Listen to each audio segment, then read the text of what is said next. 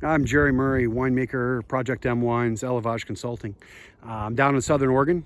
This morning walk is brought to you from Long Walk Vineyard. I want to talk about what I call the native tongue. I once worked for a company. It was a French company, CEO. All the senior management was French, but there was a guy in the company that was French-Canadian. And I remember the CEO sort of going on about how the French-Canadian's French grated on him and he didn't like it when he spoke it. And it got me thinking a lot about wine grapes. So if we think about language, it's sort of having a key structure. French has a structure that's different than Spanish. Those are fairly similar, being Romance languages, but radically different than German, etc., radically different than English.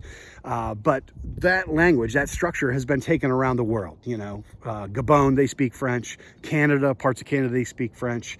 French Cajun is another example. And they become more or less radically different in many respects from the original French. And it's because they're influenced by local conditions.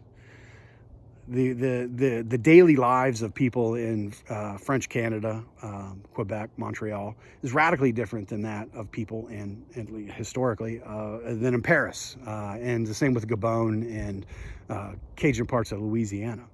And so we shouldn't expect the language to be a function purely of its structure. We should expect it, because it's living, to be influenced by local conditions. We should expect the same thing from wine grapes. We shouldn't expect Syrah grown here at Long Walk Vineyard to taste like Cornas.